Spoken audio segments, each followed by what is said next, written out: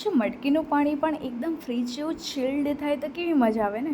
પણ શું કરું, મારા ઘરની જે મટકી હતી 2 વર્ષ જૂની હતી, આજે જ માળિયા ઉપરથી ઉતારી.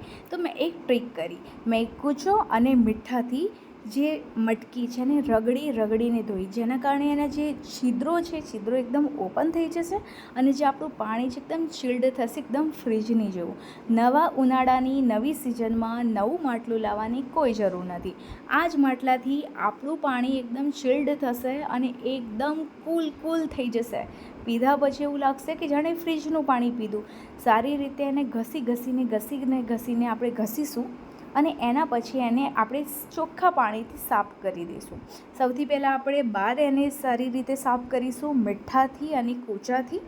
એના પછી આપણે એનો જે નીચેના તળિયા ઉપર પણ સારી રીતના ઘસીશું, જેના કારણે એનો જેટલો પણ ક્ષાર હશે ને એ ક્ષાર બધો જ નીકળી જશે અને જે એના છિદ્રો ઓપન થઈ જશે. બસ આ ટ્રીક એક વખત યુઝ કરીને જોજો. જૂનામાં જૂનું માટલું હશે ને તો પણ સરસ સાફ થઈ જશે. બહારની લેયર આપણે સાફ કરી દીધી છે, એટલે હવે આપણે કોટનનું કપડું લઈને યા તો કોઈ નવું કપડું લઈને આપણે અંદર મીઠું નાખીને એને ખૂબ જ સરસ રીતે સાફ કરીશું અને ચોખ્ખા પાણીથી આપણે એને ધોઈ દઈશું. જો આ ટ્રીક ગમી હોય ને તો લાઈક કરવાનું ભૂલતા નહીં અને શેર કરવાનું ભૂલતા નહીં. અને જો ચેનલ ઉપર નવા છો તો પ્લીઝ ચેનલને સબસ્ક્રાઈબ કરો. એન્જોય કુલ વોટર.